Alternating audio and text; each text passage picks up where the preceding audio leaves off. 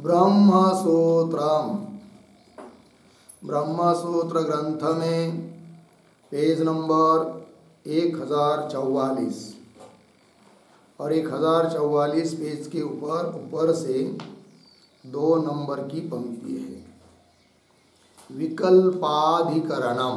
ठीक, तो बात यह चल रही है तृतीय अध्याय तृतीय पाद, और तृतीय अध्याय के तृतीय पाद का यह 34 नंबर का अधिकरण आज चालू हो रहा है।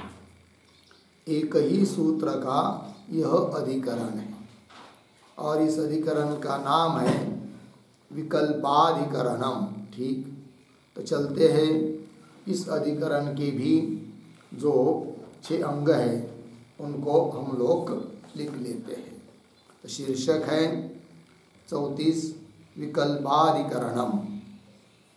ठीक, फिर नीचे के पंक्ति में कौंस में लिखिए अहंग्रह विद्यायाम, अहंग्रह विद्यायाम विकल्प नियमाधिकरणम, विकल्प नियमाधिकरणम। ठीक, पूर्ण विराम कंस बंद। फिर नीचे नंबर 1 संगति,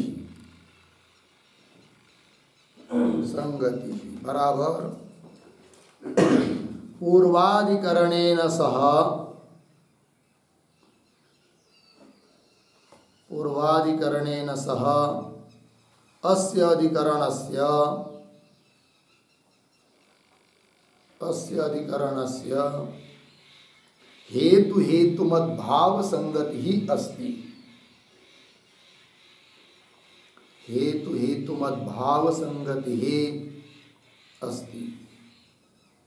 पूर्ण विराम। तथा ही, तथा ही आगे पूर्वाधिकरणे,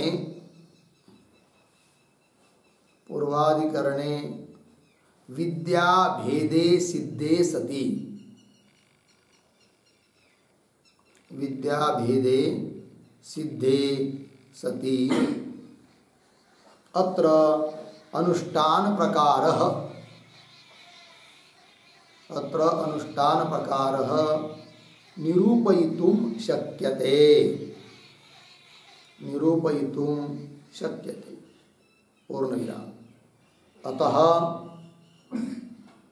पूर्वोत्तराधिकरणयोः, पूर्वोत्तराधिकरणयोः हेतु हेतुमद्भाव संगति ही अस्ति, हेतु हेतुमद्भाव संगति ही अस्ति। ठीक है, देखो भाई अर्थ। इस अधिकरण का नाम है विकल्पाधिकरण, और किस बात की सिद्धि करनी है इस अधिकरण में तो नीचे की पंक्ति में एक वाक्य में बता दिया। तो अहंग्रह विद्यायाम, विद्या उपासना, तो अहंग्रह उपासना में विकल्प का नियम है, नियामक होने से विकल्प करना पड़ता है। इस बात की सिद्धि इस अधिकरण में करनी है। ठीक है, मतलब क्या है तो सब आगे एक एक बात पूर्व पक्षी सिद्धांति में आएगी। ठीक है, फिर संगति बताई तो पूर्वाधिकरण के साथ इस अधिकरण की हेतु हेतुमत भाव संगति बता दी। हेतु हेतुमत भाव संगति का मतलब कार्य कारण भाव संगति, अर्थात पीछे का अधिकरण हेतु कारण है और यह अधिकरण 34 नंबर का हेतुमत कारण वाला अर्थात कार्य है।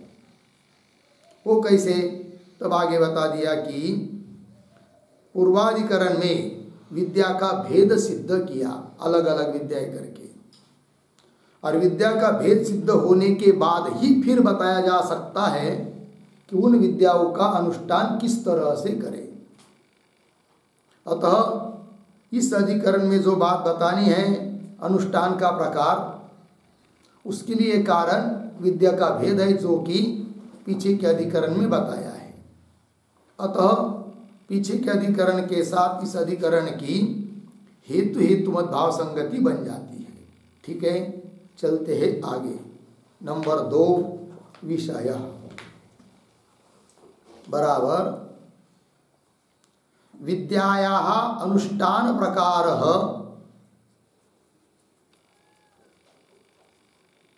विद्यायाः अनुष्ठान प्रकारः अस्य अधिकरणस्य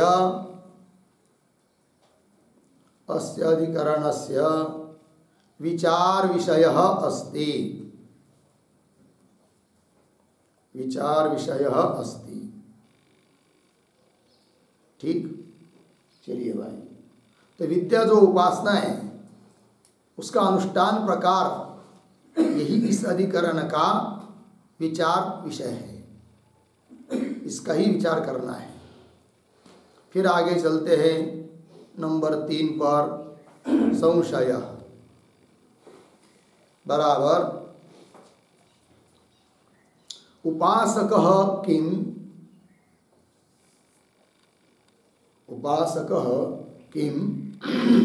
स्वेच्छया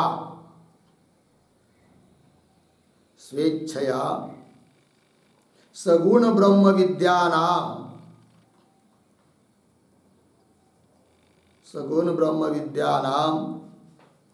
समुच्चयेन अनुष्ठानं करिष्यति। समुच्चयेन अनुष्ठानं करिष्यति अर्धविराम। स्वेच्छया विकल्पेन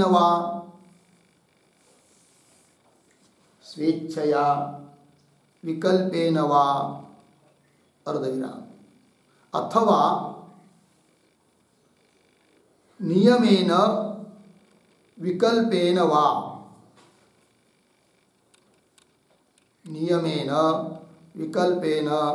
एव नियमेन विकल्पेन एव इति भवति संशयः।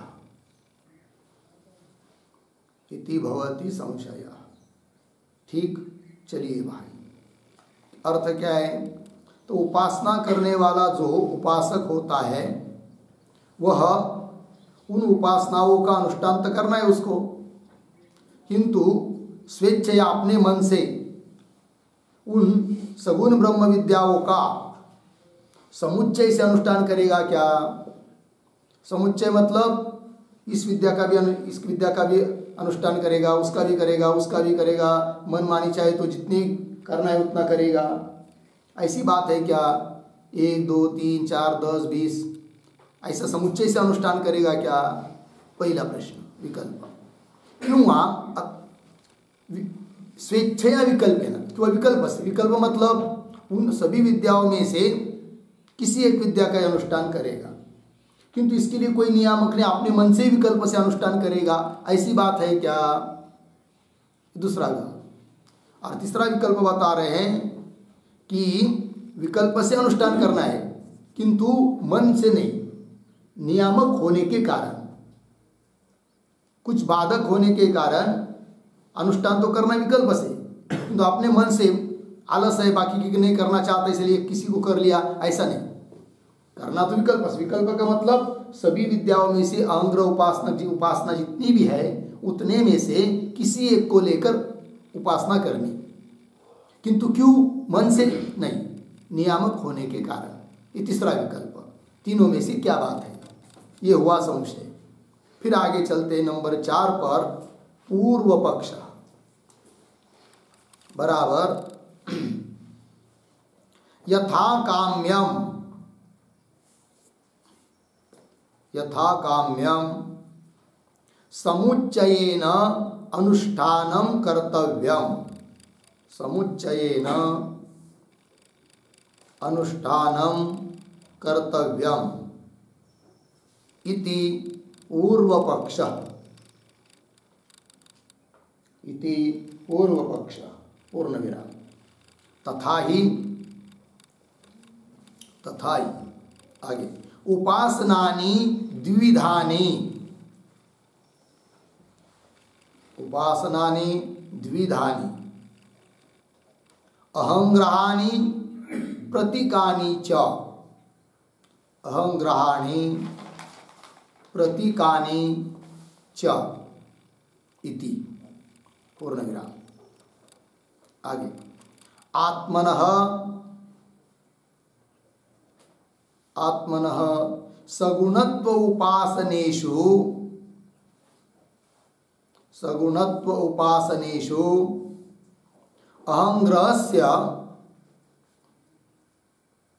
अहंग्रहस्य चतुर्थाध्याये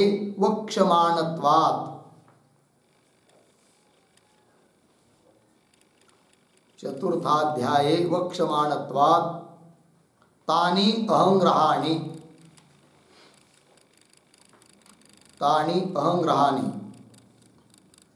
पूर्णविराम। कंस में लिखिए अहम ग्रह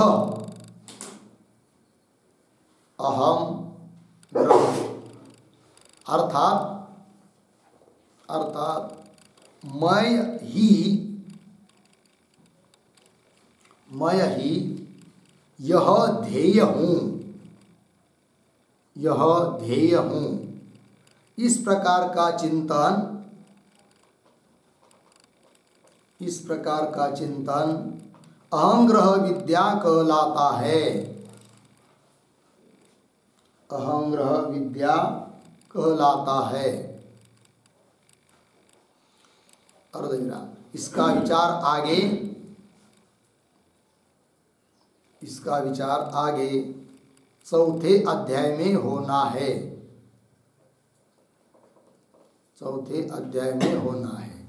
पूर्णविराम कंस बंद। आगे अनात्म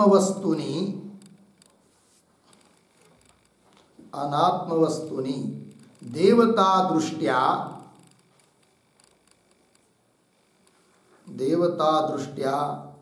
संस्कृत्य उपास्यमानानि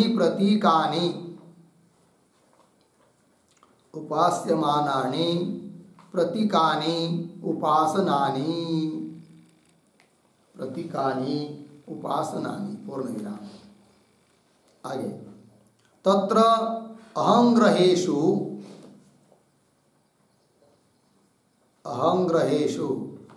शांडिल्य विद्यादि उपासनेषु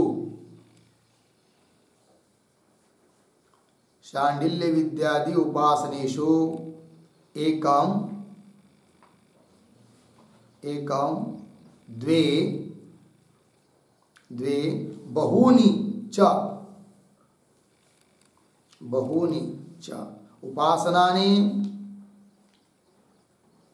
उपासनानि। आगे यथा काम्येन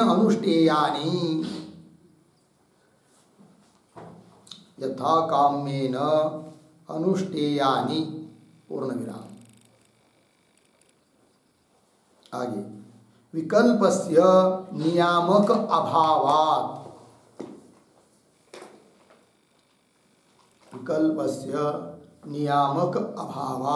पूर्णविराम। आगे न हि शाण्डिल्योपासनं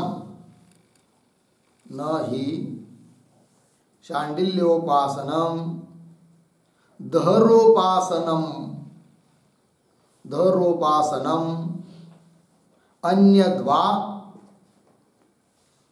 अन्यद्वा एकम एव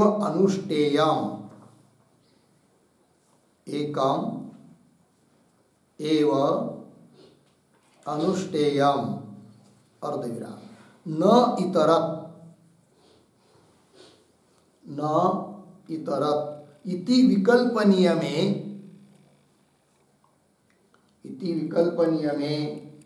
किंचित कारणम अस्ति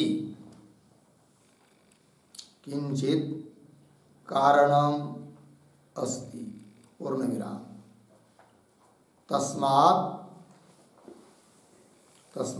यथा काम्यम अनुष्ठेयम इति पूर्वपक्षः।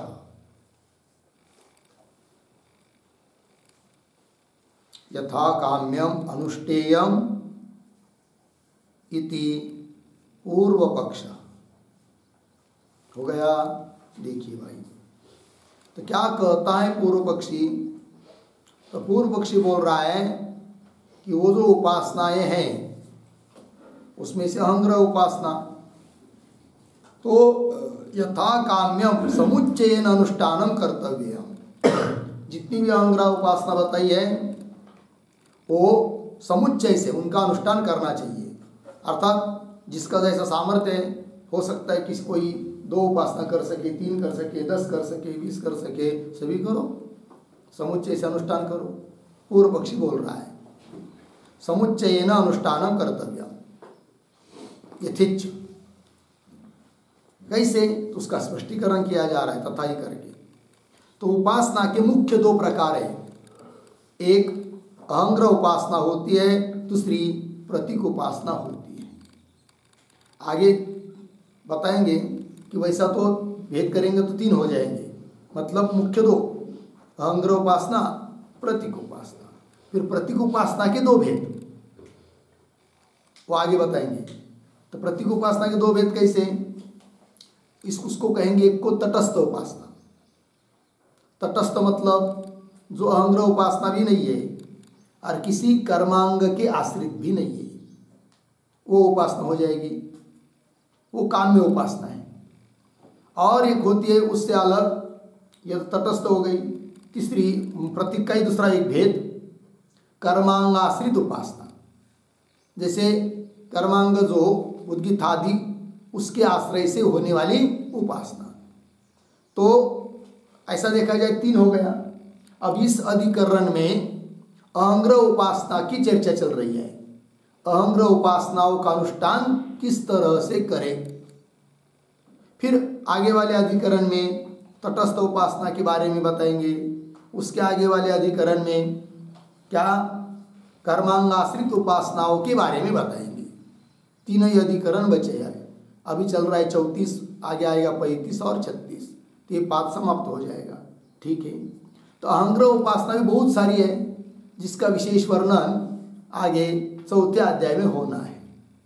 और थोड़े में उनका परिचय करना हो तो अहंग्रह उपासना किसको कहते हैं कि जिसमें वो दे रहे, आगे लिख के दिया है आपको, देखिए पंक्ति। तो ये बात हो गई ना, उपासनानि द्विधानि अहंग्राणि प्रतीकानि च। आगे आत्मनः सगुणत्व उपासनेषु अहंग्रहस्य चतुर्थाध्याय वक्ष्यमाणत्वात्। आत्मा के सगुण उपासनाओं में से जो अहंग्रह उपासना है उसका विचार आगे 4थे अध्याय में होगा। वो अहंग्रह उपासना है। अहंग्रह उपासना का मतलब क्या, तो बता दिया। अहम ग्रह, मैं के रूप में ध्येय को ग्रहण करना, ध्येय का चिंतन करना। ध्येय मतलब उपास्य, जो उपास्य है वह मेरा ही स्वरूप है। इस प्रकार का चिंतन जिन उपासनाओं में किया जाता है उन उपासनाओं को कहते हैं अहंग्रह उपासना। ठीक। अहम ग्रह अर्थात मैं ही यह ध्येय हूँ, इस प्रकार का चिंतन अहंग्रह विद्या कहलाता है, अहंग्रह उपासना कहलाता है। इसका विचार आगे 4थे अध्याय में होना है। अच्छा, आगे फिर प्रतीक उपासना किसको कहते हैं भाई, वो भी आपको लिख के दिया। तो अनात्म वस्तुनि देवता दृष्टया संस्कृत्य उपास्यमानानि प्रतीकानि उपासनानि। अनात्म वस्तु है कि नहीं, तो वो आत्मा तो है नहीं। जैसे सूर्य लिया, पृथ्वी लिया, चाहे और कुछ लिया, तो उसमें ब्रह्म भाव की उपासना करनी है कि नहीं, उसमें मैं क्या चिंतन नहीं रहता है। तो अनात्म वस्तुओं में देवता बुद्धि करके, मन को संस्कृत करके, देवता दृष्टया संस्कृत्य, इस प्रकार संस्कार करके जो उपासना की जाती है उन उपासनाओं का नाम है प्रतीकानि, प्रतीक उपासना। जैसे शालिग्राम लिया है तो अनात्मा, पाषाण तो है, किंतु यही भगवान है, ये परमात्मा है, विष्णु भगवान है कि नहीं। इस प्रकार से उस पर भावना करनी, सतत चिंतन करना, तो उपासना बन जाती है प्रतीक उपासना। ठीक है, चलिए फिर अनात्मवस्तूनि देवता दृष्ट्या संस्कृत्य उपास्यमानानि प्रतीकानि उपासनानि। आगे तत्र अहंग्रहेषु शांडिल्य विद्यादि उपासनेषु, उनमें से जो अहंग्रह उपासना है, उदाहरण शांडिल्य विद्या वगैरह, उन उपासनाओं में एकम द्वे बहुनी च उपासनानि यथा काम्येन अनुष्ठेयानि। पूर्व पक्षी बोल रहा है उन अहंग्रह उपासनाओं में जितनी भी हैं उतने में से जिसको जितनी करनी हो कर ले, समुच्चय एक दो या अनेक। तो उपासनानि यथा काम्येन यथेच्छ अनुष्ठेयानि। बोलेंगे क्यों विकल्प करेंगे तो क्या दिक्कत? विकल्प मतलब उनमें से किसी एक की उपासना करेंगे, बाकी की नहीं करेंगे, तो क्या होगा? तो वो कहता है ऐसा करते हम लोग, किंतु उसको विकल्प को बताने के लिए कोई नियामक नहीं है ना, कोई प्रमाण नहीं है। वही कह रहा है विकल्पस्य नियामक अभावात्। विकल्प करने के लिए कोई नियामक न होने के कारण समुच्चय से ही उपासना करनी चाहिए, अपनी इच्छा से अंग्रह उपासनाओं का अनुष्ठान करना चाहिए। ये पूर्व पक्षी का अभिप्राय। आगे चलिए। न ही शांडिल्योपासनम, न कान्वय बाद में, ही शांडिल्योपासनम दरोपासनम अन्यद्वा एकमेव अनुष्ठेयम न इतरेत इति विकल्प नियमे किंचित कारणम अस्ति। अच्छा, न कान्वय अस्ति के साथ करेंगे सीधा, वाक्य के आरंभ में जो न है। अब पंक्ति पढ़ते हैं। तो विकल्प नहीं होगा, विकल्प करेंगे तो विकल्प का स्वरूप क्या हो सकता है कि जो संभव नहीं है, इस बात को बता रहा है पूर्व पक्षी। ही शांडिल्योपासनम किंवा दरोपासनम किंवा अन्यद्वा, दूसरी कोई एखादी उपासना, अन्यद्वा एकम एव अनुष्ठेयम, किसी एक का ही अनुष्ठान करेंगे। किसका करेंगे? मन की इच्छा से, शांडिल्य का, नहीं तो दर उपासना का, नहीं तो अन्य किसी का, है कि नहीं। एकम एव अनुष्ठेय, न इतर अन्य का अनुष्ठान नहीं करेंगे। इति ये हुआ विकल्प। किंतु इति इस प्रकार के विकल्प करने के लिए कोई नियम नहीं है। विकल्प नियमे किंचित कारणम न अस्ति। वाक्य का आरंभ करना है ना इधर। ऐसा विकल्प करने में कोई कारण नहीं है, कोई प्रमाण नहीं है, अतः विकल्प नहीं करेंगे, किंतु समुच्चय से अनुष्ठान करेंगे। यह अभिप्राय पूर्व पक्षी का। वही करे अंतिम पंक्ति में, तस्मात् यथा काम्यम मतलब यथेच्छ अनुष्ठेयम इति पूर्व पक्ष। बात समझ में आई पूर्व पक्षी की। फिर आगे चलते हैं नंबर 5 पर। सिद्धांत बराबर नियामक सत्वात्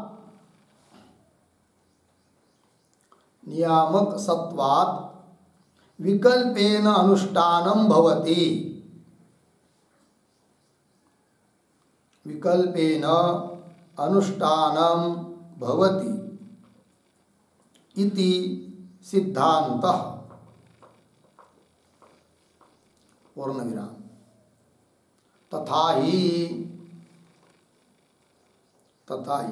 आगे अन्य अनर्थक्यम तावत्, अन्य अनर्थक्यम तावत् एकम नियामकम अस्ति। एकम नियामकम अस्ति। पूर्ण विराम। आगे तथा ही ईश्वर साक्षात्कारः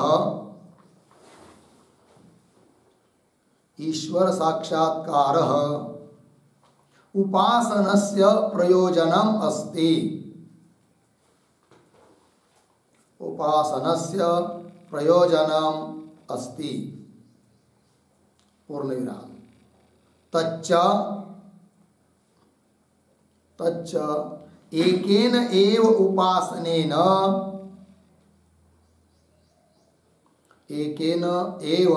उपासनेन सिद्ध्यति। उपासनेन सिद्ध्यति। पूर्ण विराम। तत्र तत्र अन्योपासन वैयर्थ्यम भवति, अन्योपासन वैयर्थ्यम भवति, पूर्ण विराम। आगे किंच किंच उपासनेषु उपासनेषु न प्रमाणजन्य साक्षात्कार, न प्रमाणजन्य साक्षात्कार, पूर्ण विराम। किम तर्हि निरंतर भावनया, निरंतर भावनया ध्येय तादात्म्याभिमान, ध्येय तादात्म्याभिमान, कौंस में लिखिए उपासनाओं में प्रमाणजन्य साक्षात्कार नहीं होता है, प्रमाणजन्य साक्षात्कार नहीं होता है, किंतु निरंतर भावना करते करते, निरंतर भावना करते करते ध्येय वस्तु में तादात्म्याभिमान होता है, तादात्म्याभिमान होता है, कौंस बंद। आगे स च अभिमानः, स च अभिमानः एकम उपासनम अनुष्ठाय, एकम उपासनम अनुष्ठाय अर्धविराम तत्परित्यज्य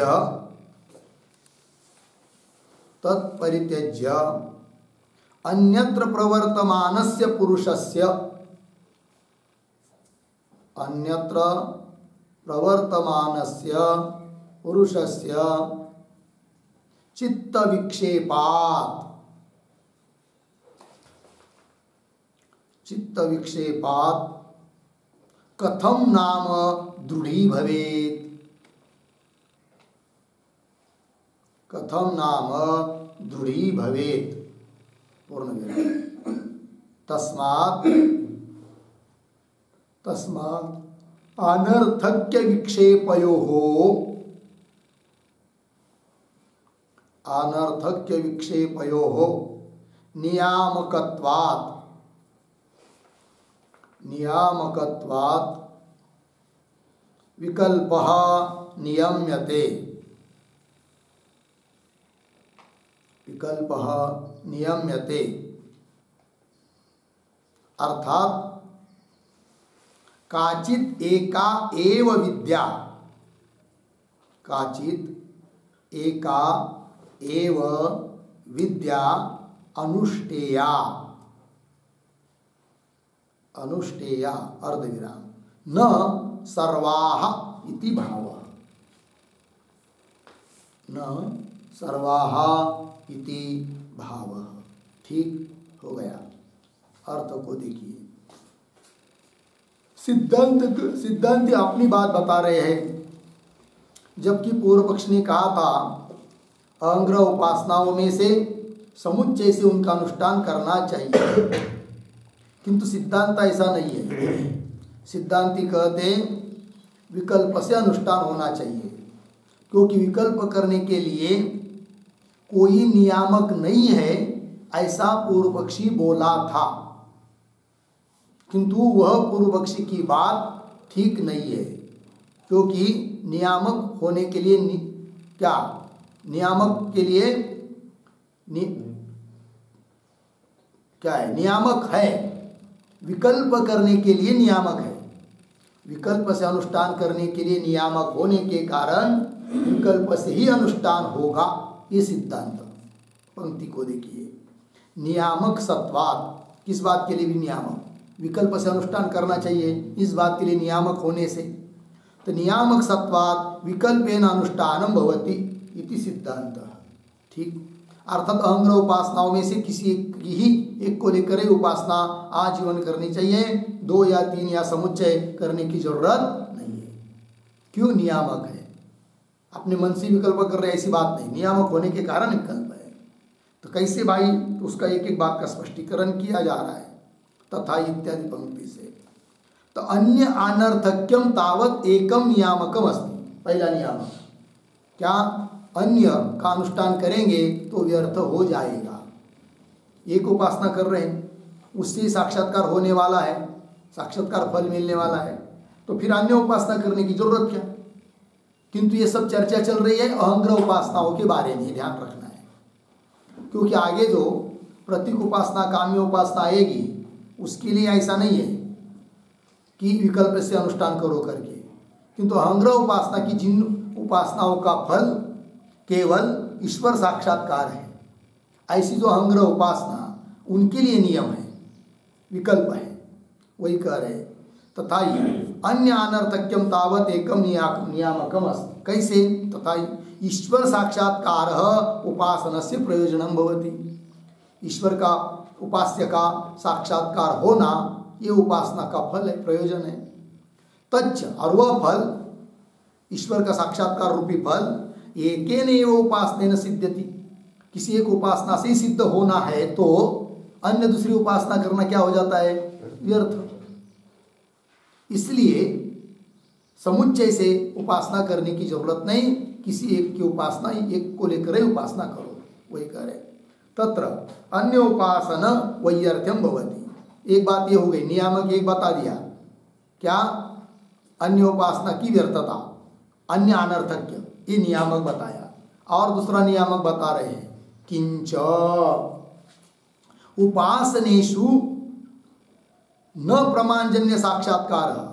उपासना करेंगे, उपासना करेंगे, उपासना करेंगे तो उपास्य तत्व कोई सामने उपस्थित खड़ा हो जाएगा प्रमाण से, ऐसा नहीं है कि आँख से दिखाई देगा। मतलब प्रमाणजन्य साक्षात्कार उपासना में नहीं होता है। फिर होता क्या है?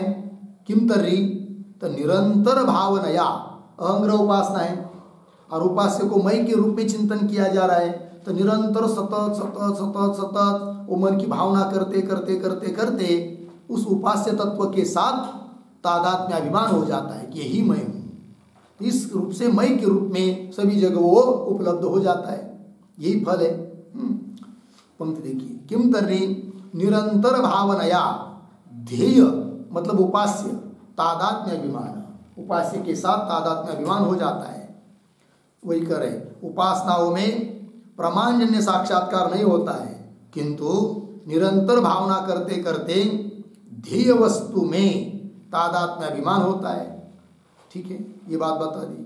अच्छा, आगे सच अभिमान है, क्यों बताया वो बता रहे। फिर सच अभिमान, वह तादात्म्य अभिमान एकम उपासन अनुष्ठाय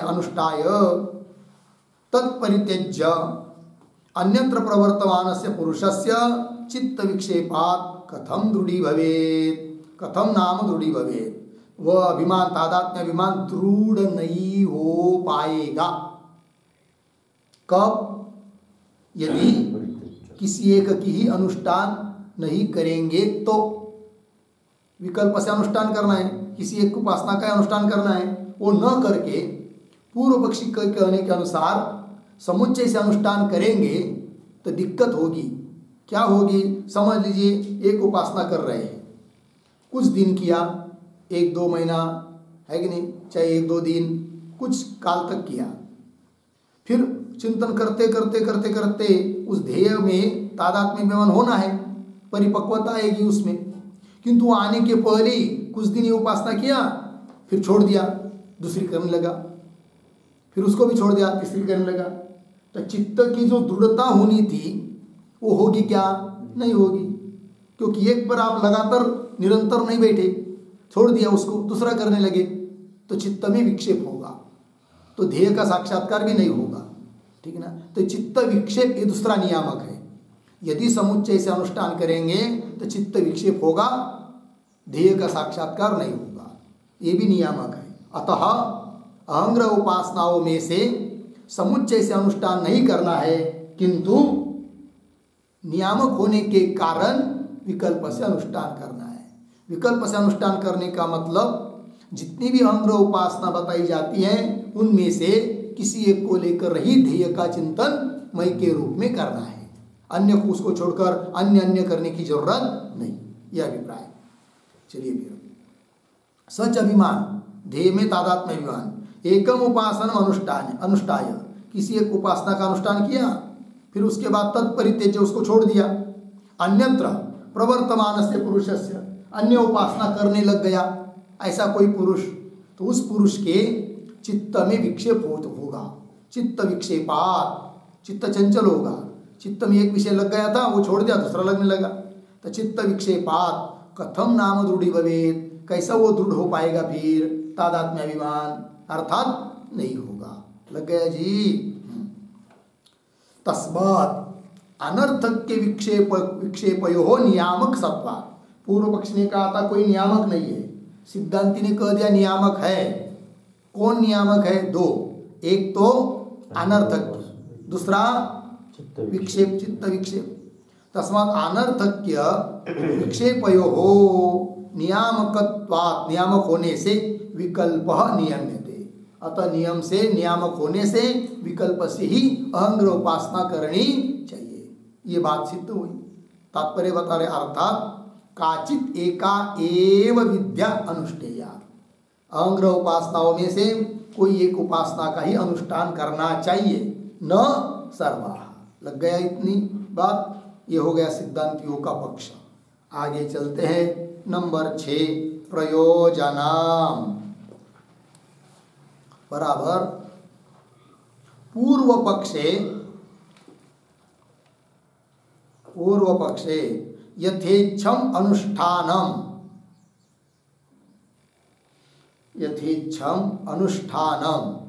इति अनियमः प्रयोजनम भवति। अनियमः प्रयोजनम भवति, पूर्ण विराम। आगे सिद्धांते विकल्पेन अनुष्ठानम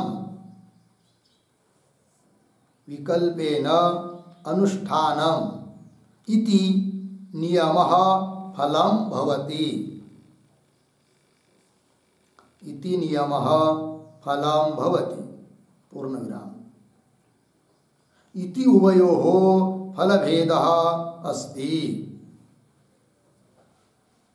इति उभयोः फलभेदः अस्ति। हो गया? देखिए भाई, पूर्व पक्ष में क्या फल है? यथेच्छ अनुष्ठान अर्थात अनियम, यही प्रयोजन है, उसके लिए फल है। सिद्धांत मत में विकल्पेन अनुष्ठान, विकल्प से अनुष्ठान, इति नियमः, ये नियम ही फल है। इस प्रकार दोनों के फल का भी भेद है। हो गया जी। चलिए आगे। अब अधिकरण का सार बताने के लिए वैयासिक न्यायमालाकार के हर एक अधिकरण के लिए जो 2 श्लोक होते हैं, उन श्लोकों का उच्चारण और अर्थ देख लेते हैं, फिर आगे भाष्य को पढ़ेंगे। तो श्लोक पहला है, अहंग्रयेष्व नियमो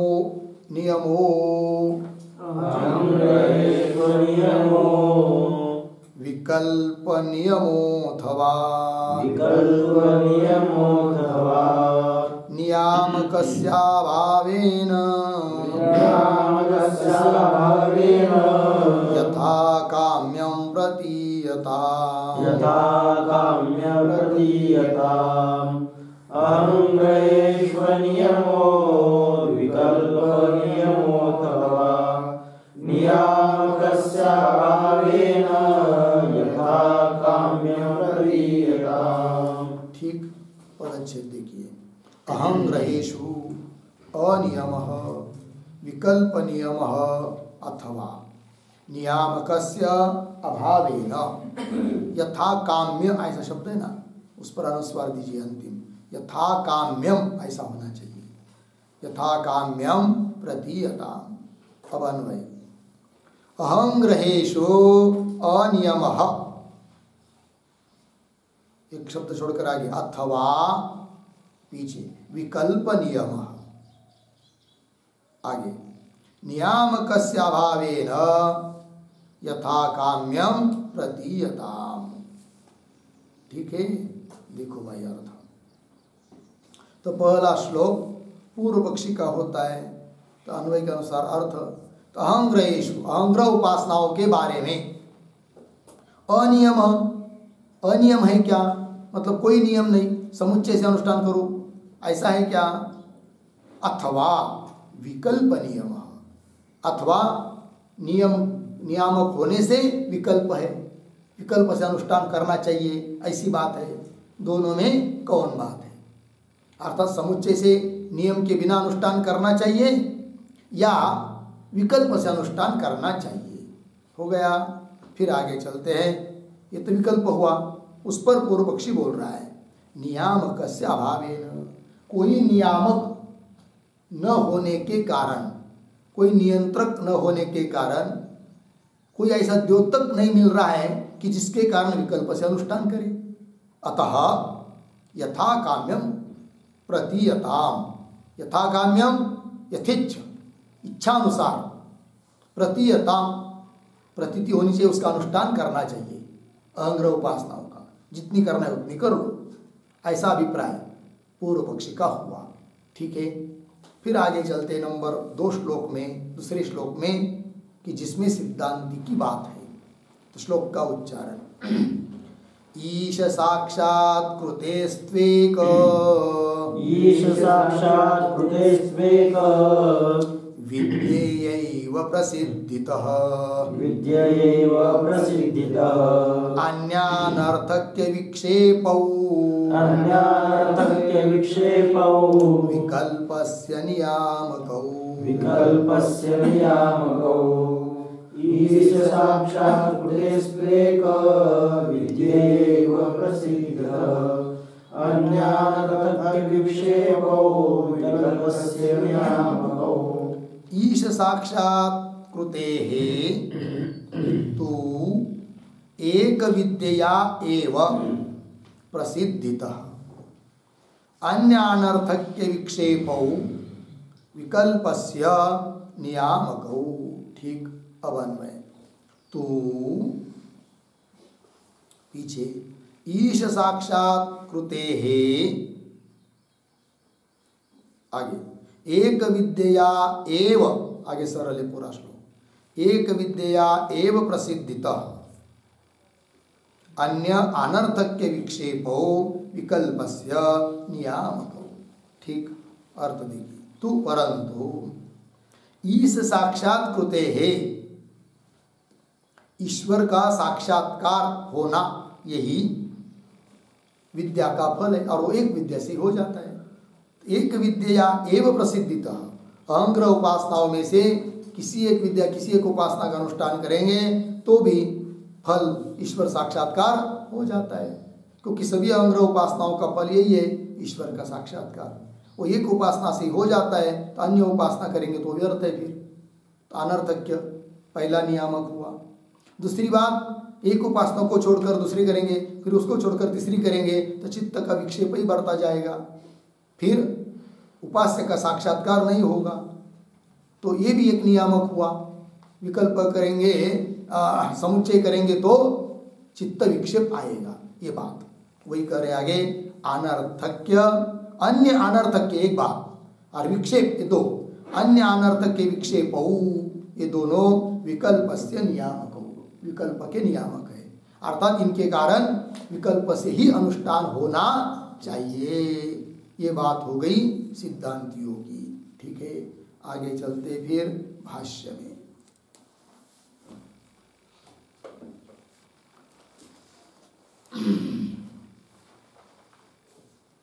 स्थिते विद्याभेदे विचार्यते। ठीक है, थोड़ा अन्वय, विद्याभेदे स्थिते विचार्यते, ऐसा। और ये जो पंक्ति चालू हो रही है स्थिति इत्यादि, उसके ऊपर लिखिए विचार विषय।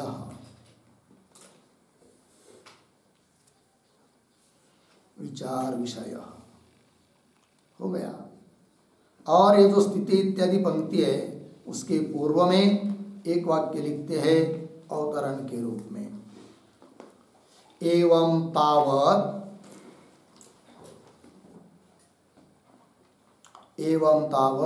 उपासनानां स्वरूपम अवधार्य, उपासनानां स्वरूपम अवधार्य अनुष्ठान प्रकारम निरूपयितुम, अनुष्ठान प्रकारम निरूपयितुम उपक्रमते, उपक्रमते इति आह स्थिते इति, स्थिते इति। ठीक है, चलिए देखो भाई अर्थ, एवं तावत मतलब अभी तक पीछे के भागों में उपासना नाम स्वरूपम अवधार्य, उपासनाओं का स्वरूप बताया। उपासना का स्वरूप क्या है? कोई ऐसी बहुत ज्यादा क्रिया थोड़ी है उसमें, शारीरिक मन का व्यापार है। अमुक में अमुक की भावना करो, उसका ये फल आदि आदि करके बताया। यही तो उपासना का स्वरूप बताया, अलग अलग अलग अलग। तो उपासना के स्वरूप का अवधारण किया करके पीछे किया अभी तक। उसके बाद अब अनुष्ठान का प्रकार निरूपण करने के लिए आरंभ कर रहे हैं, उपक्रमते स्थिति इत्यादि पंक्ति से। तो क्या है? तो विद्या भेदे स्थिति विचार्यते, पीछे के अधिकरण में विद्या का भेद है, उपासना भिन्न भिन्न है, ऐसा निश्चय किया गया, सिद्ध किया गया स्थिति सती। फिर अब विचार्यते, तब विचार किया जा सकता है आगे। इसीलिए दोनों अधिकरणों की संगति भी बन जाती है, हेतु हेतु मत भाव संगति। आगे चलते फिर, किम आसाम इच्छया समुच्चय विकल्प वा स्यात् अथवा विकल्प एव नियमेन इति। ठीक है, देखो भाई, तो अंतिम दो तीन शब्दों में अन्वय है। पुनः पढ़ता हूं पंक्ति को, किम आसाम इच्छया समुच्चय विकल्प वा स्यात् अथवा, फिर आगे नियमेन विकल्प एव इति। ये संशय का स्वरूप है। किम क्या? आसाम, आसाम उपासना नाम या विद्या नाम, ये जो उपासनाएं बताई मुझे, विद्याएं बताई है, उनका इच्छया अपनी इच्छा से, मन मर्जी से समुच्चय करना चाहिए अनुष्ठान करने के लिए। विकल्प हुआ, विकल्प मतलब कि उनमें से किसी एक को लेकर अनुष्ठान करना। तो ऐसी बात है, दोनों में कौन बात है? समुच्चय विकल्प हुआ। और इच्छया पर दोनों तरफ लगाना है। किम आसाम इच्छया समुच्चय, इच्छया विकल्प हुआ, दो विकल्प हुए। स्यात् अथवा तीसरा विकल्प क्या? नियमेन विकल्प, विकल्प तो करना है किंतु नियम से, नियामक होने के कारण, मन से नहीं। तीसरी बात हुई। ठीक है, इति विचार्यते, इन बातों का विचार किया जाना है। तो ये जो पंक्ति है, इस पर थोड़ा एक वाक्य लिख लेते हैं, छोटा सा स्पष्टीकरण के लिए। लिखते, विद्या त्रिविधा, विद्या त्रिविधा बराबर अहंग्राह अर्धविराम, तटस्थाः तटस्थाः कौंस में लिखिए, अनंगावबद्धाः अपि, अनंगावबद्धाः अपि अनंग्रह विद्या, अनंग्रह अनंग्रह अनहंग्रह विद्या कौंस बन अर्धविराम, फिर तीसरी लिखिए अंगाश्रिता च इति, अंगाश्रिता च इति पूर्ण विराम। आगे तत्र इह तावत्, तत्र इह तावत् अहंग्रोपासनेषु संशयः अस्ति, अहंग्रोपासनेषु संशयः अस्ति पूर्ण विराम। स च याथा काम्य विकल्पयोः, याथा काम्य विकल्पयोः विद्यानानात्वस्य साधारण्यात् भवति।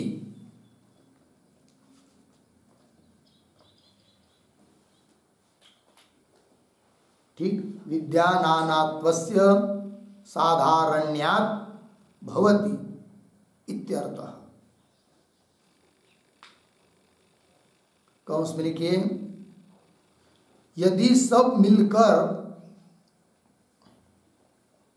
यदि सब मिलकर एक समस्त उपासना होती, एक समस्त उपासना होती तो संशय नहीं होता, तो संशय नहीं होता इति भाव पूर्ण विराम कंस बंद। ठीक है, देखो भाई अर्थ। तो विद्या तीन प्रकार की है, वैसे तो मुख्य दो ही प्रकार है, अहंग्रह उपासना, प्रतीक उपासना, फिर प्रतीक के दो भेद, किंतु वो दो भेद को लेकर अहंग्रह को पकड़ेंगे तो तीन हो गए। तो वो तीन कौन है? नंबर एक है अहंग्रह उपासना, दूसरी है तटस्थ उपासना जिसको कहेंगे, उसका क्या स्वरूप है? अनंगावद्दापि अनंग्रह विद्या, अहंग्रह विद्या नहीं है ये। और फिर अनांगावद्ध, अंग के कर्मादिकों के जो अंग उसके संबंधी भी नहीं है, स्वतंत्र है, इसको कहते तटस्थ विद्या, स्वतंत्र विद्या, उस फल को देने वाली, तो तटस्थ हो गई। और तीसरी है अंगाश्रित, किसी कर्मादिक का जो उद्गितादि अंग उसके आश्रय से रहने वाली विद्या, तो अंगाश्रित विद्या उसको कहेंगे। होगा इतना। इन तीन विद्याओं में से तीन प्रकार हुई विद्या की, है कि नहीं? उसमें से तत्र इह तावत, इस अधिकरण में तो अहंग्रह उपासनेषु संशय अस्ति, अहंग्रह उपासना को लेकर हो रहा है क्या? संशय। अहंग्रह उपासना के बारे में संशय है, बाकी दो उपासना के बारे में संशय इस अधिकरण में नहीं है। फिर वो संशय भी क्यों हो रहा है? तब करे संशय च याथा काम्य विकल्पयो विद्यानानात्वस्य साधारण्यात् भवति, सहभवति, संशय हो रहा है। याथा काम्य, यथेच्छानुष्ठान करना चाहिए, विकल्प इनके बारे में संशय हो रहा है। क्यों? विद्यानानात्वस्य साधारण, विद्या का नानापना साधारण रूप से दोनों में है, विद्या का नानापना होने के कारण संशय। यदि सब मिलकर, जितनी भी अंग्र उपासना है सब मिलकर एक समस्त उपासना होती तो संशय होने का कोई प्रश्न ही नहीं होता, है कि नहीं? किंतु संशय इसलिए हो रहा है कि विद्या भिन्न भिन्न है कि नहीं? विद्या नानात्वस्य साधारण्यात् संशय होता है। हो गई बात। आगे चलते हैं भाष्य में। ननु नहीं, एक पंक्ति छूट गई। तत्र स्थितत्वात् तावत् विद्याभेदस्य न समुच्चय नियमे किंचित कारणम अस्ति। ठीक है, शब्दों का पहले अन्वय कर लेंगे। तत्र एक शब्द छोड़कर आगे, तावत् विद्याभेदस्य, पीछे स्थितत्वात्, आगे समुच्चय नियमे किंचित कारणम, फिर पीछे का न, फिर अंतिम में अस्ति। हो गया। अरे जो पंक्ति है तत्र इत्यादि, उसके ऊपर लिखिए पूर्व पक्ष।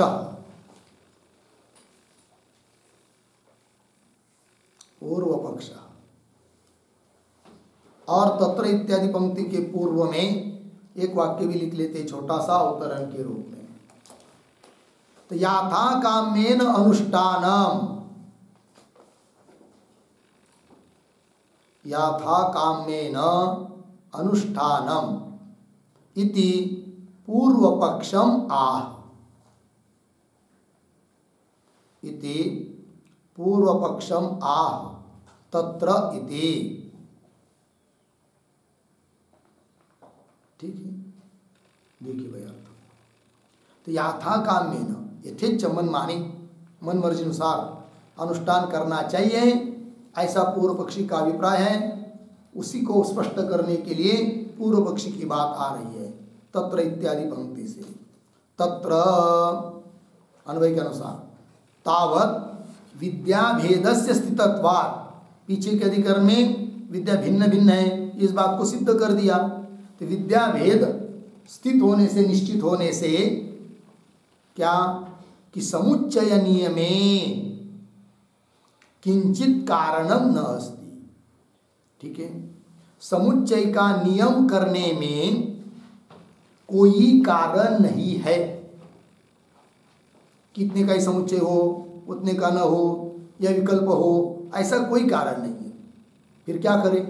यथेच्छ मन माने समुच्चय मिलकर, सब मिलकर अनुष्ठान करते जाए, ऐसा अभिप्राय पूर्व पक्षी का।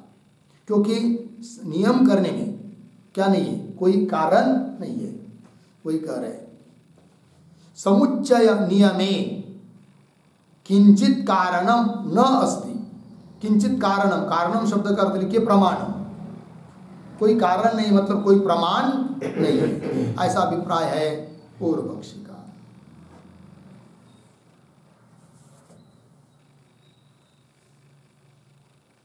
ठीक है, एक वाक्य भी लिखते इस पर थोड़ा सा।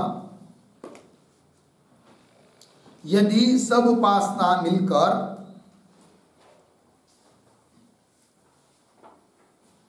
यदि सब उपासना मिलकर एक ही समस्त उपासना होती,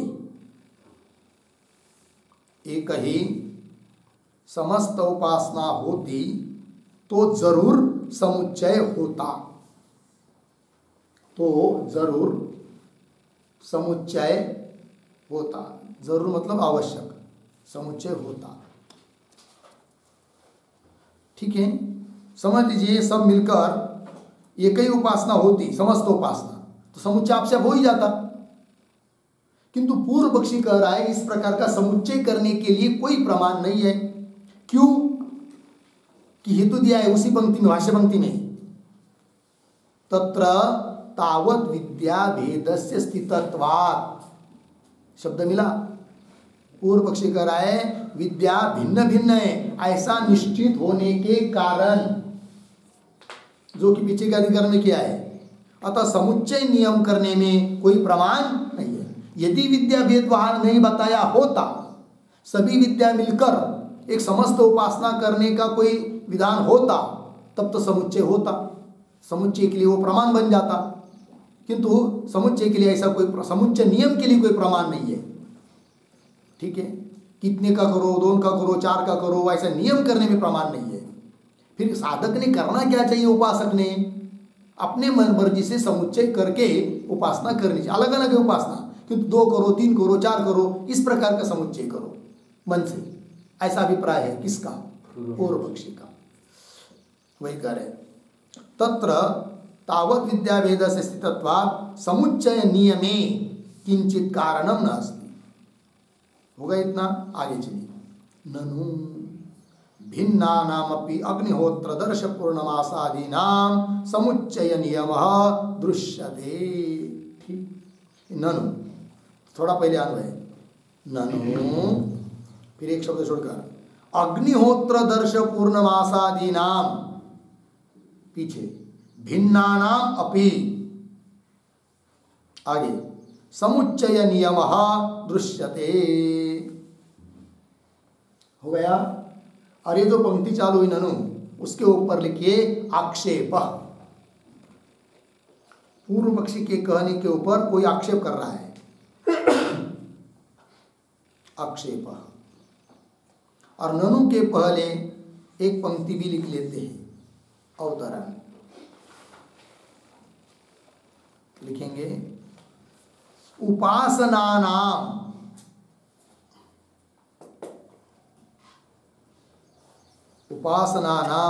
भिन्नत्वे अपि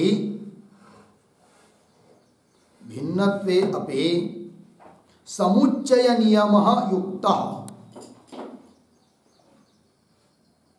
समुच्चय नियमः युक्तः नित्याग्निहोत्र दर्श पूर्णमासादिवत्। नित्याग्निहोत्र दर्श पूर्णमासादिवत् इति शंकते ननु इति।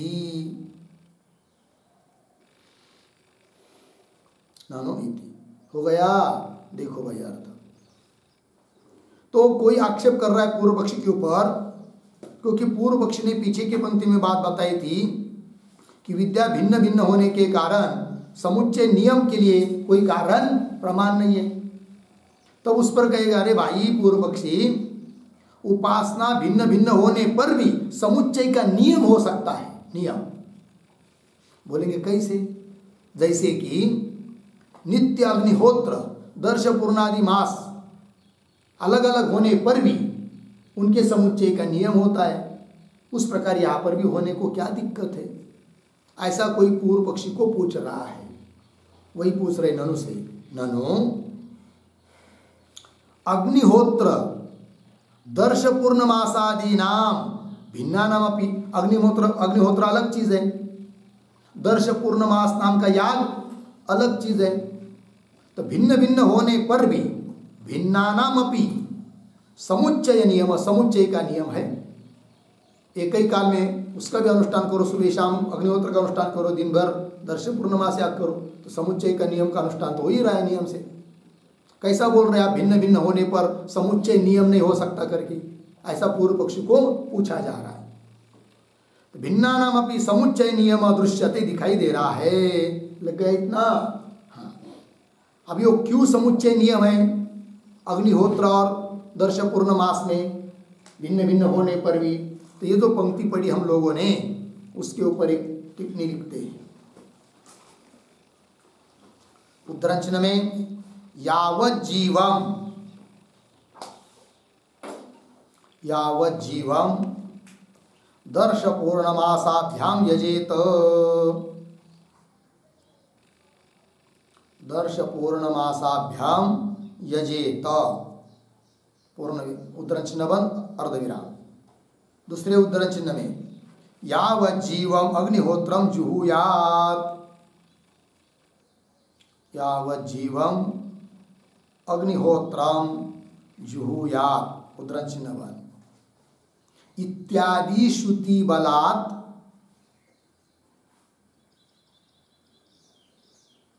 इत्यादि श्रुति बलात् तत्र समुच्चयांगीकारः अस्ति। समुच्चयांगीकारः अस्ति इति। समुच्चयांगीकारः अस्ति इति। ठीक है, देखो भाई अर्थ। तो यावत् जीवम श्रुति है, जीवन भर दर्श पूर्णमास का द्वार याग करे। और यावत् जीवम अग्निहोत्रम जुहुयात्, जिंदगी भर अग्निहोत्र का हवन करें, अग्निहोत्र करें। इत्यादि श्रुति वाला ये नित्य श्रुति है। नित्य श्रुति का मतलब नियमतः नित्य करने के लिए जिन श्रुति में विधान किया है वो नित्य श्रुति हो गई। इत्यादि श्रुति वाला तत्र मतलब दर्श पूर्णमास और अग्निहोत्र भिन्न भिन्न होने पर भी समुच्चय का अंगीकार है। इतनी बात लगी। उस प्रकार हे पूर्व पक्षी, तुम उपासना भिन्न भिन्न होने पर भी उनके समुच्चय का नियम क्यों नहीं मानते हो? ऐसा आक्षेपकर्ता का भाव। किंतु उसका उत्तर दे रहा है कौन? पूर्व पक्षी। आगे नैषः दोषः। तो नैषः दोष इसके ऊपर लिखिए समाधानम। पूर्व पक्षी के द्वारा उत्तर दिया जा रहा है।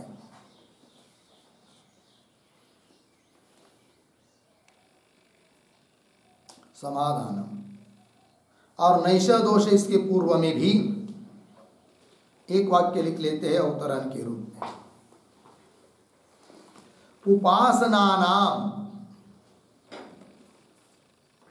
उपासनानाम तु नित्यत्वे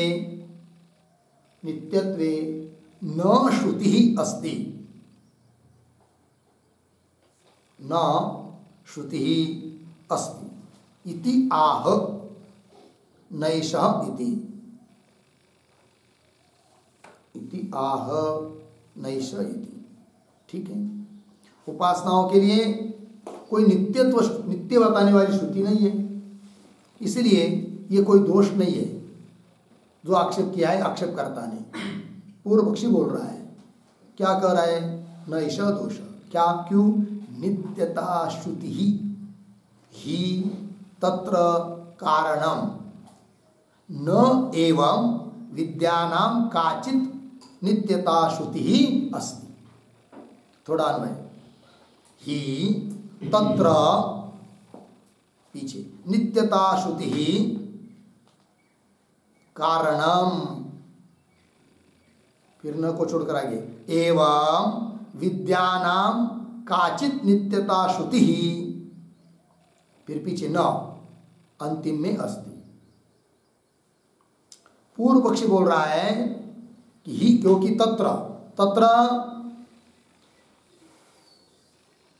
तत्र शब्द से क्या लेंगे?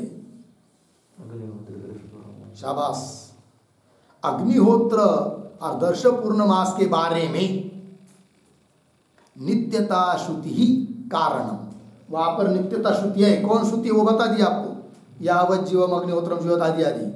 तो वहां नित्यता श्रुति होने के कारण समुच्चय नियम हो सकता है, उस प्रकार इधर नहीं है। वही कह रहे ही तत्र नित्यता श्रुति ही कारणम एवं उसी प्रकार विद्यानाम काचित नित्यता श्रुति ही न अस्ति। विद्या के बारे में कोई नित्य बताने वाली कोई श्रुति, नित्य बताने वाली श्रुति है नहीं है, अर्थात नित्य श्रुति नहीं है। इसलिए उपासनाओं के बारे में क्या समुच्चय का नियम नहीं हो सकता, यह अभिप्राय है। विद्यानाम काचित नित्यता श्रुति न अस्ति। तब फिर वो निर्णय क्या होगा आगे? तस्मात् न समुच्चय नियमः, इसलिए समुच्चय का नियम नहीं है। नियमता समुच्चय नहीं है। कितने का करो, 2 का करो, 4 का करो, फिर यथेच्छ यथाकामी, यथेच्छ मनमानी, जितना चाहे उतना करना चाहिए, ऐसा अभिप्राय किसका? पूर्व पक्षी का। तस्मात् न समुच्चय नियम। फिर आगे चलते नापि विकल्प नियम, विकल्प का भी नियम नहीं है। कितने में से, इतनी उपासनाओं में से यही करो, ऐसा भी कोई नियम नहीं है। कौन कह रहा है? पूर्व पक्षी। किंतु ये जो पंक्ति है ना नापी, उसके पूर्व में एक वाक्य लिखिए अवतरण। ननु समुच्चयः न घटते चेत, समुच्चयः न घटते चेत तर्हि विकल्प नियम अस्तु, तर्हि विकल्प नियम अस्तु इति आशंक्य आह, इति आशंक्य आह नापि इति। ठीक है, नापि इति। देखो ननु, कोई पूछ रहा है पूर्व पक्षी को, ठीक है भाई समुच्चय का नियम नहीं घट रहा है तो मत घटने दो, किंतु विकल्प का नियम तो मानो, विकल्प नियम अस्तु इति आशंक्य। ऐसी कोई शंका करता है पूर्व पक्षी के ऊपर, तो उसको उत्तर दे रहा है पूर्व पक्षी नापि विकल्प नियम, विकल्प का भी नियम नहीं है। क्यों? कारण बता रहा है वो, विद्यांतर अधिकृतस्य विद्यांतर अप्रतिषेधा, ये हेतु है, इसलिए विकल्प का नियम नहीं है। ध्यान दीजिए, विद्या उपासना, तो विद्यांतर अधिकृत, समझ लीजिए कोई उपासक इस विद्या में अधिकृत है, ये विद्या कर रहा है, ये उपासना कर रहा है, और जो कोई उपासक एक विद्या करता है तो उसका अन्य उपासना में अधिकार नहीं होता है। ऐसा यदि नियम होता तो विकल्प बन जाता, क्योंकि उपासना कर रहा है वो, दूसरी कर नहीं सकता क्योंकि उसके में अधिकार नहीं है, अतः उसको यही नियम से विकल्प का नियम बन जाता। किंतु उपासक इस उपासना को कर रहा है तो वही उपासक पुनः दूसरी उपासना भी कर सकता है, प्रतिषेध तो किया नहीं है, अतः विकल्प का नियम भी नहीं बनेगा। लगी बात? नापि विकल्प नियम, क्यों? विद्यांतर अधिकृतस्य, अन्य विद्या में जिसका अधिकार है उसका विद्यांतर, उससे भिन्न विद्याओं में अप्रतिषेधा, कोई प्रतिषेध निषेध नहीं है, मना नहीं किया जा रहा है कि वो मत करो करके। तो विद्यांतर अप्रतिषेधात, इसलिए विकल्प का नियम। फिर देखो भाई, तीन बात सामने है, समुच्चय का नियम एक बात, विकल्प का नियम दूसरी बात, और यथेच्छ तीसरी बात। ठीक, तो समुच्चय का नियम नहीं हो सकता, पूर्व पक्ष ने सिद्ध कर दिया। विकल्प का नियम भी नहीं हो सकता, ये भी बात बता दी पूर्व पक्षी ने। फिर बच गया कौन? विकल्प नियम। क्या बचा? यथेच्छ। याथा काम्य, मन मर्जी, तो वही बचा है, वही पक्ष उचित है परिशेष न्याय से।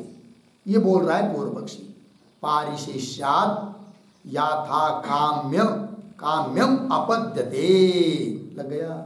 पारिशेष न्याय से, क्योंकि इतने मौजूद थे, इतने हट गए तो बच गया, जो वही मानना पड़ेगा ना, वही। तो ये जो पंक्ति है पारिशेष्यात् इत्यादि, उसके भी पूर्व में एक वाक्य लिखते हैं, तदेव, सॉरी एक मिनट, हाँ, समुच्चय विकल्पयोः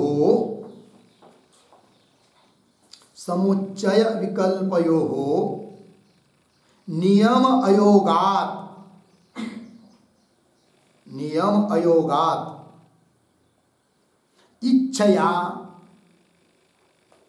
इच्छया अन्यतरः अंगीकर्तव्यः,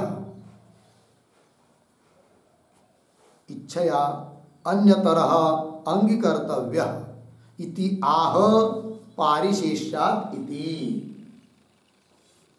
इति आह पारिशेष्यात् इति। हो गया जी? देखो भाई, तो समुच्चय विकल्पयो नियम अयोगात्, समुच्चय नियम अयोगात्, विकल्प नियम अयोगात्। फिर क्या करें? इच्छा से, अन्यतर दूसरा ही अंगीकार करना चाहिए इच्छा से, वही बात कर रहे हैं पारिशेष्यात् इत्यादि पंक्ति से। तो पारिशेष्यात् याथा काम्यम, याथा काम्य मतलब अपनी इच्छा से, मन मर्जी से।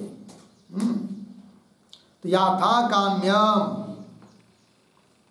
अपद्यते, यथा काम्यम का अर्थ लिख सकते हैं इच्छातः अन्यतर, इच्छा से अन्यतर का ही स्वीकार किया जा सकता है।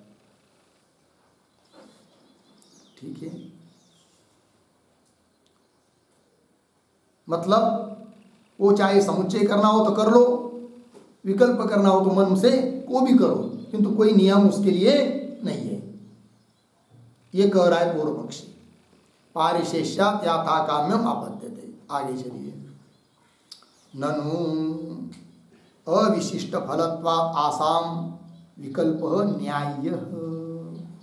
तो ये जो पंक्ति है ननु, उसके ऊपर लिखिए आक्षेप।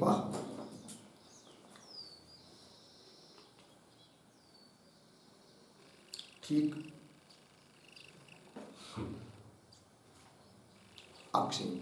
और ननु के पहले एक वाक्य भी लिख लेते हैं अवतरण, यथा व्रीभिः एव, यथा व्रीभिः एव पुरोडाशे सिद्धे, पुरोडाशे सिद्धे यवाः न समुच्चीयन्ते, यवाः न समुच्चीयन्ते कृतकरणत्व प्रसंगात्, कृतकरणत्व प्रसंगात् पूर्ण विराम, तथा अत्रापि ब्रह्म प्राप्ति फलम अविशिष्टम तद एकेन एव उपासनेन तत् एकेन एव उपासनेन कृतं चेत न अवकाशः समुच्चयस्य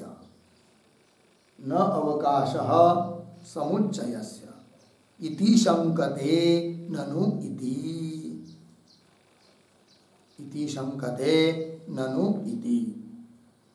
ठीक है जी। देखिए भाई, जिस प्रकार उदाहरण दिया जा रहा है, आक्षेपकर्ता उदाहरण दे रहा है, यथा जिस प्रकार व्रीहि एव पुरोडाशे सिद्धे, पुरोडाश की सिद्धि के लिए कारण दो वस्तुएं हैं, एक तो है व्रीहि चावल, दूसरा यव। जब व्रीहि से पुरोडाश हो गया, बन गया, तो यव का स्वीकार करने की जरूरत है क्या? नहीं, आप से आप छूट जाता है वो। तो यथा व्रीहि एव पुरोडाशे सिद्धे यवाह न समुच्यन्ते, यव का ग्रहण नहीं किया जाता, न करेंगे तो कृतकर्णत्व प्रसंगात, किए हुए कोई किए करना, ऐसी आपत्ति आएगी फिर, इसलिए नहीं लिया जाता है यवों को। ये दृष्टांत हुआ। उस प्रकार तथा अत्रापि ब्रह्म प्राप्ति फलम अविशिष्टम, सभी अंग्र उपासनाओं का फल ब्रह्म प्राप्ति रूप समान फल है, अविशिष्ट फल है, समान है। तद और वह फल एकेन एव उपासनेन कृतं चेत, एक उपासना से ही वो फल यदि प्राप्त हो जाता है तो न अवकाश समुच्चयस्य, तो समुच्चय करने की कोई जरूरत ही नहीं है, अन्य का अनुष्ठान करने की जरूरत ही नहीं है। अतः विकल्प होना चाहिए नियम से। ये कोई आक्षेप कर रहा है पूर्व पक्षी के ऊपर ननु से। तो पंक्ति को देखिए, ननु अविशिष्ट फलत्वात्, अविशिष्ट फलत्वात् समान फलत्वात्, समान फल होने से आसाम विद्यानाम, इन विद्याओं का, उपासनाओं का विकल्प न्याय्य, विकल्प होना चाहिए। विकल्प मतलब उन अंग्र उपासनाओं में से किसी एक उपासना का अनुष्ठान करना उचित है, ये बोल रहा है आक्षेप करता पूर्व पक्षी को। ठीक है, आगे तथा ही पंक्ति से क्या बता रहा है, वो आक्षेप ही चल रहा है अभी, किंतु तथा ही के पूर्व में एक वाक्य लिख लीजिए, तदेव अविशिष्ट फलत्वं स्पष्टयति, तदेव अविशिष्ट फलत्वं स्पष्टयति तथाई। तो सभी अंग्र उपासनाओं का अविशिष्ट म्हणजे समान फल है, इसी बात को स्पष्ट कर रहा है वो आक्षेप करता। देखिए, तथाई मनोमय प्राण शरीर, ठीक है ना, मन स्वरूप और प्राण है शरीर जिसका, ऐसा वो परमात्मा एक बात। और उसी परमात्मा को बता रहे कम ब्रह्म, खम ब्रह्म, सुखई ब्रह्म है, आकाशे ब्रह्म है, तो ब्रह्म ही तो बता रहे। और सत्य काम सत्य संकल्प, सत्य काम सत्य संकल्प, इन गुणों से युक्त परमात्मा। तात्पर्य सभी जगह समान फल है परमात्मा का साक्षात्कार, उपास्य का साक्षात्कार। आगे इति एवमाद्याः श्रुतयः, ऐसा लगा लेना, इत्यादि श्रुतियाँ क्या कर रही है, तुल्यवत् ईश्वर प्राप्ति फलाः लक्ष्यन्ते, समान रूप से, तुल्यवत् समान रूप से ईश्वर प्राप्ति रूप फल को ही बता रही है। अतः एक अंग उपासना करने से वो फल प्राप्त हो जाता है, अन्य की करने की जरूरत क्या है। अतः विकल्प का नियम होना चाहिए। ये आक्षेप कर रहा है कोई, किसके ऊपर, पूर्व पक्षी के ऊपर। उत्तर दे रहा है पूर्व पक्षी, नैषः दोषः। उत्तर उस पर लिखिए, पूर्व पक्षिणः समाधान, किंवा समाधान, नैषः दोष के ऊपर। और नैषः इसके पूर्व में एक वाक्य लिख लीजिए अवतरण, काम्य दर्श पूर्णमास, काम्य दर्श पूर्णमास ज्योतिष्टोमादिवत, ज्योतिष्टोमादिवत फल भूमार्थिनः, फल भूमार्थिनः समुच्चयः स्यात्, समुच्चयः स्यात् इति आह नैषः इति। नैषः इति। ठीक है, देखो भाई अर्थ। तो पूर्व पक्षी कहता है कि काम्य किसी विशिष्ट फल के लिए, जैसे कोई फल चाहने वाला दर्श पूर्णमास याग को करता है, ज्योतिष्ठोम याग को भी करता है, तो जिसको जितना फल चाहिए उतना वो समुच्चय करेगा। तो उस प्रकार यहाँ पर भी क्यों आप विकल्प का नियम बोल रहे हो? यदि किसी को अधिक फल चाहिए तो समुच्चय होने दो ना, अपनी इच्छा से समुच्चय ही होना चाहिए अपनी इच्छा से, ऐसा पूर्व पक्षी कहना चाहता है। नैष दोष, क्यों? समान फलेषु अपि, समान रूप से फल होने पर भी स्वर्गादि साधनेषु कर्मेषु, स्वर्गादिकों के साधन कौन? यज्ञ यागादि स्वर्ग कर्म, ज्योतिष्ठोम याग दर्श पूर्णमास यागादि कर्मसु याथा काम्य दर्शना। और उनमें जैसे याथा काम्य मतलब इच्छानुसार वो वर्तन, इच्छानुसार अनुष्ठान। कोई एक यज्ञ को करेगा, कोई 2 यज्ञ को करेगा, कोई 4 यज्ञों को कर रहा है, क्योंकि उसको जिसका जैसा फल चाहिए वो कर रहा है, समुच्चय दिखाई दे रहा है वहां पर। ठीक है ना? फल एक जैसा होने पर भी समझ लीजिए सबका फल स्वर्ग ही है, तो फिर दर्श पूर्णमास याग कर लिया, काम समाप्त हो गया। क्या को करना है ज्योतिष्ठोम याग, किंतु करता है, फल उसका भी स्वर्ग ही है, इसका भी स्वर्ग है। फिर 2 अनुष्ठान करने से क्या लाभ? समुच्चय क्यों कर रहा है? इसलिए कर रहा है, पूर्व पक्षी बोल रहा है कि दर्श पूर्णमास याग करने से स्वर्ग तो मिलेगा, किंतु समझ लीजिए दर्श पूर्णमास याग कर दिया और 10 वर्ष के लिए स्वर्ग मिल गया, किंतु ये चाहता है मुझे 20 वर्ष के लिए मिले, इसलिए फिर ज्योतिष्ठोम याग भी कर रहा है। और करेगा तो और 10 साल उसके बढ़ जाएंगे, तो अधिक फल उसको मिल रहा है ना। तो समान फल होने पर भी क्या, स्वर्गाधिक समान फल होने पर भी उसके स्वर्ग के जो साधन यज्ञ यागादि उसका समुच्चय दिखाई दे रहा है। उस प्रकार अहंग्रह उपासनाओं का सभी का फल ईश्वर साक्षात्कार रूप एक होने पर भी यदि किसी को अधिक फल चाहिए तो समुच्चय करने दो। क्यों विकल्प का नियम मानने के लिए बोल रहे हो हमको? ऐसा बोल रहा है कौन? पूर्व पक्षी। वही दे रहे नैष दोष समान फलेषु अपि स्वर्गादि साधनेषु कर्मसु याथा काम्य दर्शन, इच्छानुसार वर्तन दिखाई दे रहा है। तस्मात् याथा काम्य प्राप्त, यहाँ तक पूर्व पक्षी हुआ। तस्मात् याथा काम्य प्राप्त, फिर आगे करे उच्चते, तो उच्चते के ऊपर लिखिए सिद्धांत। सिद्धांति अपनी बात अब बोलने लगी। ठीक है, और तस्मात् के पहले एक वाक्य लिख लीजिए उत्तरण। विकल्प समुच्चय नियम निवृत्ति फलम, विकल्प समुच्चय नियम, विकल्प समुच्चय नियम निवृत्ति फलम,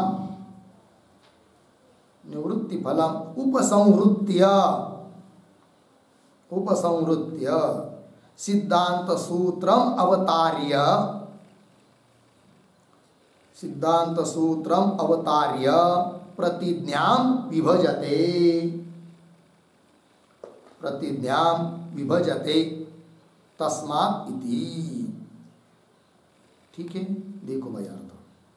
तो विकल्प समुच्चय नियम, विकल्प नियम समुच्चय नियम निवृत्ति दोनों लगाना। विकल्प नियम निवृत्ति, विकल्प नियम का भी बात कर दिया, निवृत्ति कर दिया पूर्व पक्ष ने। समुच्चय नियम की भी निवृत्ति कर दी, उसका फल क्या? तो विकल्प समुच्चय नियम निवृत्ति फलम उपसंहृत, उसका फल का उपसंहार करते हुए सिद्धांत सूत्र को अवतारित करके सिद्धांत की अपनी प्रतिज्ञा को स्पष्ट कर रहे हैं तस्मात् इत्यादि पंक्ति से। तो तस्मात् याथा काम्य प्राप्त हो, ये पूर्व सिद्धांति बोल रहे, पूर्व पक्षी का अनुवाद कर रहे हैं। किस प्रकार? पूर्व पक्षी के अनुसार याथा काम्य अनुष्ठान की प्राप्ति होने पर उच्चते, अब हम लोगों के द्वारा उत्तर दिया जाता है। ठीक है, फिर आगे सूत्र के माध्यम से उत्तर देंगे। अतः सूत्र और उसका भाष्य, इसका विचार हम लोग कल करेंगे। ओम पूर्णमदः पूर्णमिदं